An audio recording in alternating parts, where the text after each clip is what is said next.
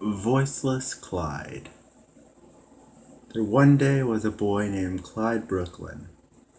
Now, Clyde was a bit of an odd boy. He often found himself being pushed around by kids at school. It seemed the only thing that made life bearable was his classes. Although Clyde hated some of his classes like math and history, there was one subject he absolutely loved. His beloved subject was none other than science. For him, science was what pushed the universe forward and what held everything in balance. His parents, however, were huge Christians. They never really supported his field and study. No, his parents felt that science was a bit of an ungodly approach at life. He did not let this stop him. In his high school years, his scholarship allowed him full access. By sophomore year, he had begun taking high-level courses such as Latin and certain physics branches. His brain was never once underestimated by his peers nor by his teachers. It had only taken him 5 years in college to accomplish his overachieved dream. By the age of 22, Clyde had received the honorable title of a doctor and graduated from his college with a physics doctorate. The parents of Clyde, although they grimaced at the fact that their son was some sort of mad scientist, were very proud of him. Dr. Brooklyn. Never before had anyone in Clyde's family graduated from high school, let alone college, even more so with the doctorates. He was a paragon in education in his family. Any question you asked him he could answer. Well, at least that is what he thought for a while anyway. Then he met his match. Here came along the ultimate question, which no one living would ever be capable of answering properly. Before we get into that, though, let me tell you a few interesting events from his life. As you probably recall, his parents were major Jesus freaks. Clyde, however, did not believe in a God, or any religion for that matter. He was an atheist. "Mom, I finished getting ready. Could you drive me to school?" asked Clyde to his mother. "I left my science book in my locker, and the bus takes way too long to get there." His mother, Morgan Brooklyn, came downstairs. "Clyde, both me and your father have to work, so we can't drive you to school. Now you know that," she said. "So?" he asked her with a disrespectful tone. "Clyde, our jobs let us keep the house and the car. The house lets the bus lady know where to pick you up." But Clyde crossed his arms and gave another snobby response. "All I need is a cheap old library card from the public library, and I wouldn't even need school. I could teach myself." Morgan placed her hands on her son's shoulders. "Clyde, my spoiled child, school keeps you out of trouble, and trouble keeps you out of hell." Clyde didn't respond. He just turned his head and looked down. After school, when his dad Darren got home from work, he greeted Clyde, then asked him about his day. "Hey son, how was school today?" Clyde looked to his father, then away. "Terrible," he said. "My friend Tom told me Helen said she thought I was annoying. I don't get it. Whenever I try to make friends, I just annoy people.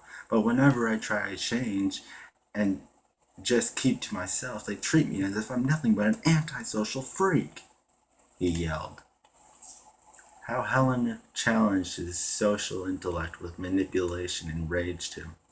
However, the way she did it was rather subliminally enticing as well. Constantly he was drawn by her superiorly intelligent and manipulative mind. What he thought he felt as anger was truly an assortment of different emotions: envy, jealousy, and perhaps a secret crush.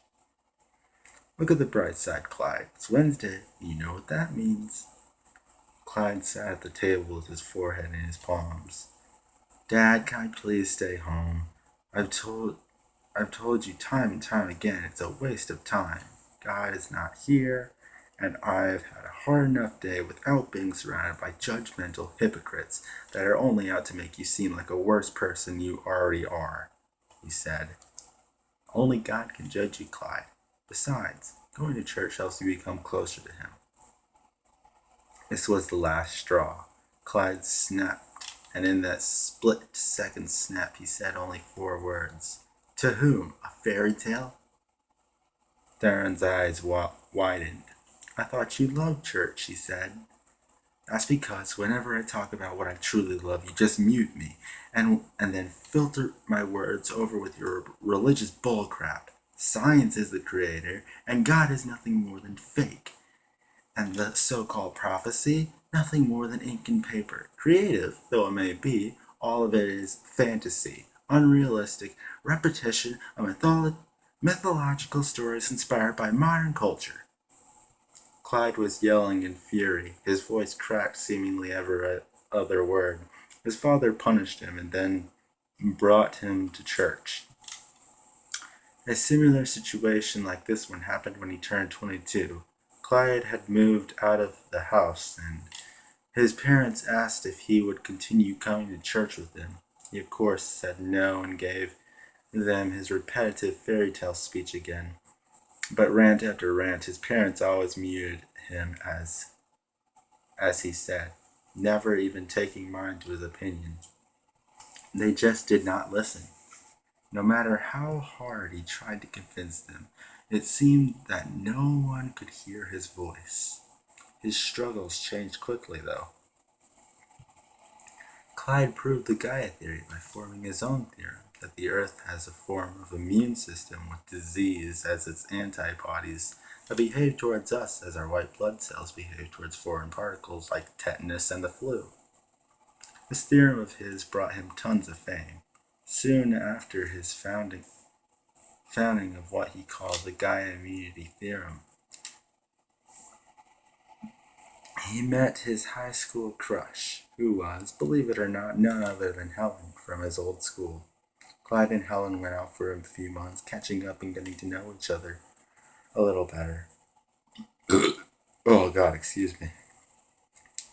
Clyde began realizing how much she had changed and what a fetching, attractive young woman that time had sculpted her into. But Helen had a heartbreaking secret. They both sat beneath the moonlit sky beside each other on a park bench, staring into the clear, reflective waters of the pond in front of them.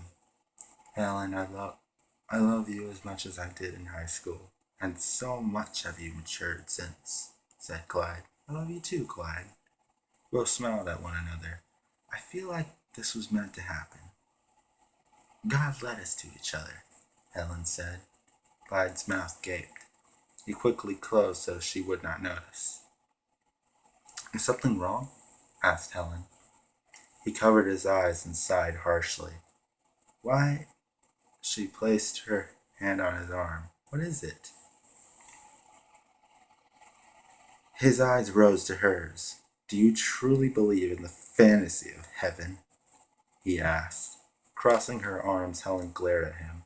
Yes, I do. She uncrossed her arms and loosened her glare. If you don't, though, I would like to know what you believe in.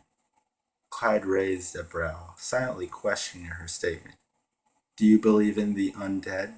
Ghosts? Maybe aliens in some manner. The History Channel, eh? Puzzled, Clyde spoke. What do you mean, Helen? There was a long pause as she stared into his hazel eyes. Tell me, Dr. Brooklyn Clyde, she said, where do we go when we die? Now sitting up straight, Clyde spaced blankly at nothing. Placing his elbows on his knees, he rested his chin on his palms. For the first time in his life, someone heard him, and what he would have imagined to be a joyous occasion turned out to be very unjoyful. For even if he did go the length to find out, there would not be a way of revealing what he had discovered. Maybe you're right. Wait, Maybe you're right. Helen smiled. I guess there's no way of knowing, huh? Clyde wore a small, fake smile. Yeah, I guess so.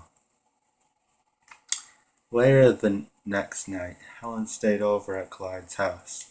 He could not sleep. That one question clung on his mind like glue. No matter what, he could not shake it.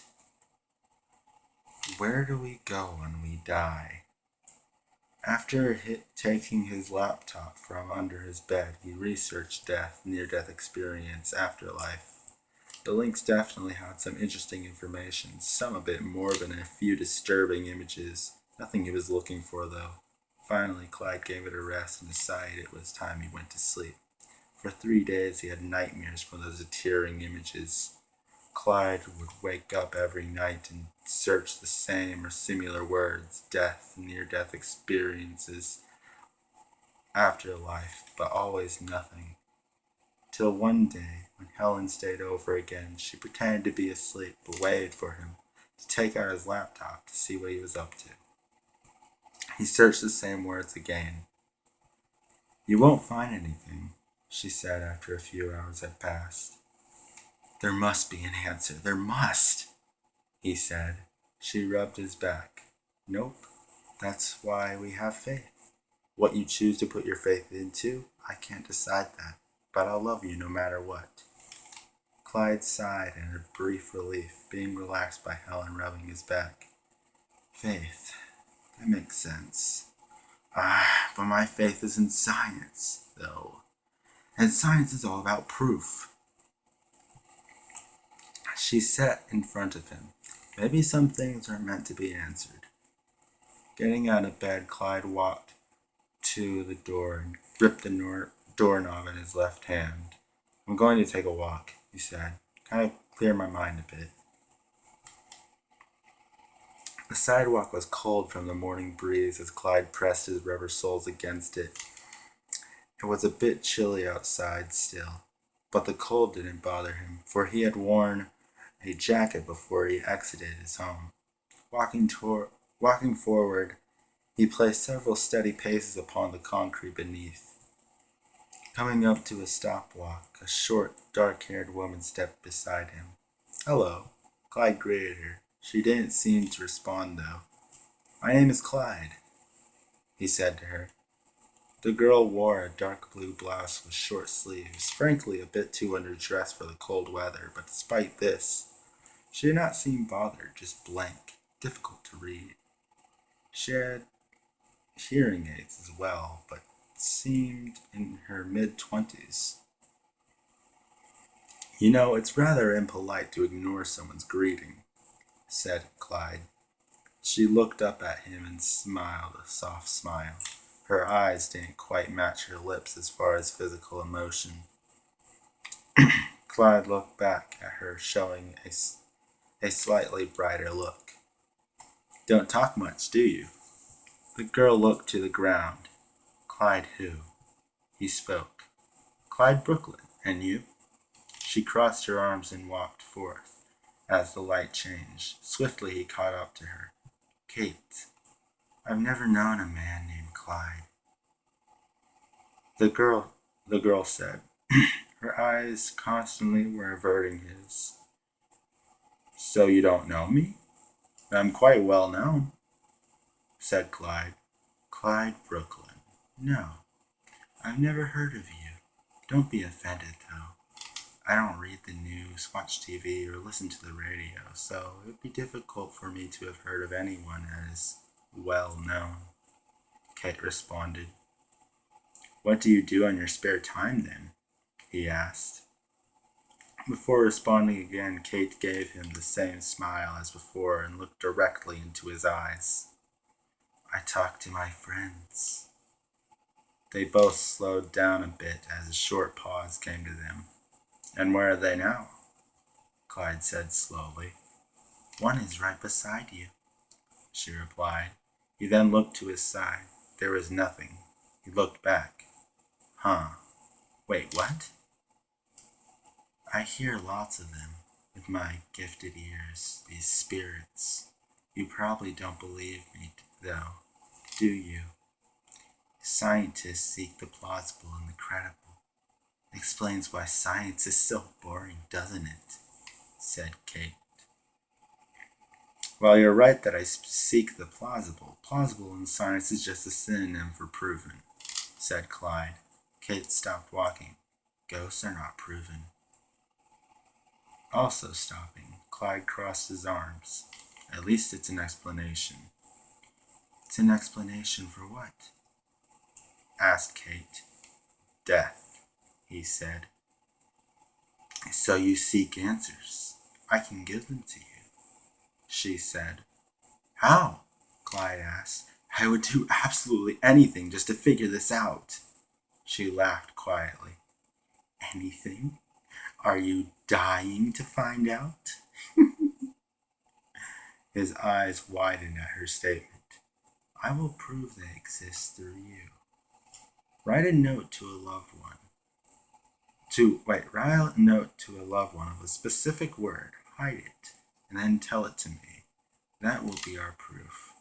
I've never seen a ghost, I only hear them. I'm curious as to what they look like, said Kate. I will. It's the only way to find out, right? To let them know. Clyde shouted in excitement. The next night, Clyde went to his study. He grabbed a pen and paper from his study closet and sat there in his revolving chair, trying to think of a few words he would never write. After his long contemplation, his result was significantly we prove. He then hid it in a combo safe in his closet and went to bed shortly after. Clyde awoke again. Then, next morning, to the sound of his doorbell. Getting up from bed, he rubbed his eyes and put on a pair of pants before answering the door. He pulled the door open, revealing Helen waiting there. Hey, Clyde, can I come in? She asked. He opened the door, and Helen entered. She could tell there was something up with him. He acted different than normal. Usually Clyde was so full of energy and passion, but today it seemed like he was completely void of life. Helen sat upon the couch, Clyde next to her, staring down, slouched elbows to his knees. Honey, are you okay? She asked. He breathed deeply in and out. His breath slowly became a small pant. Clyde! She yelled. What? He asked, not looking up. What's wrong? Are you still worked up about what I said the other night? Helen asked him. Clyde's eyelids departed each other in great length, as a wide, teeth-filled smile took hold of him. No. He turned his head to face Helen. And it won't ever bother me. Ever again. A little uncomfortable, Helen smiled back. She spent the day with him. They laughed and played board games together, had dinner. It's getting a little late, Helen said. Despite Clyde's disturbing smile in the beginning of the day, her mind was swayed back into thinking that everything was okay. How wrong she was. I've got to go, she said. Please don't, Clyde responded. Helen turned back to him and wrapped her arms around him. Is Mr. Smarty Pants going to miss me? He replied with a silent frown and a nod. I'll visit tomorrow, okay? Said Helen. Okay, Clyde said, holding back tears. Helen opened the door, but Clyde stopped her before she left. I love you, Helen. She smiled. I love you too, Clyde. She then left, closing the door behind her. Clyde pressed his back against the door. It's for science. But I can't. What do I do? Helen. Science. Helen. Science. Science.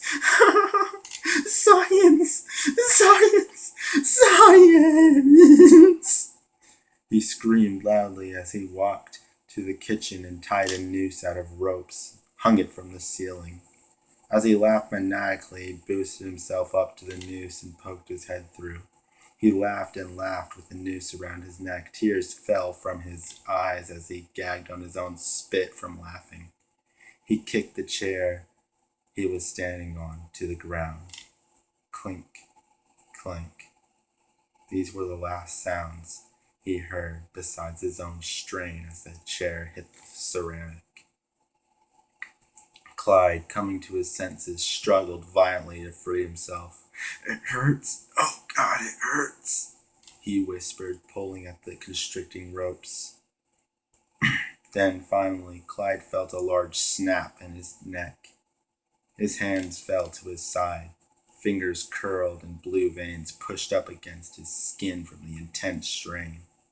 His eyes nearly popped out of his skull, with his mouth gaped wide open and tears still streaming down his face. Helen opened the door again and entered. "I forgot my car keys." She looked around. The house was very quiet. "Clyde?" She walked into the kitchen and fell back, complete shock. Later that week, after the police began their investigation, Kate revealed her and Clyde's plan to them. His spirit rose from his body, looking the exact same way he was when he died. "This is amazing," he said to himself aloud. He went over to Kate. "Clyde Brooklyn, where is the note?" She asked. "The note is in the safe," he said. "Clyde?" She said. "In the safe," he said. "So where is it?" one of the police asked. "He won't tell me," Kate said in a sad voice. "What?" he exclaimed.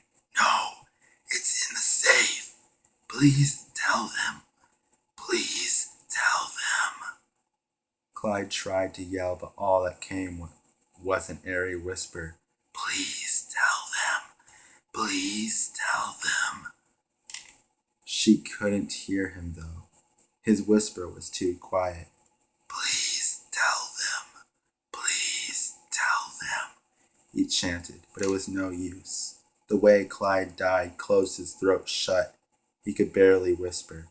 At that point, Clyde might as well have been voiceless.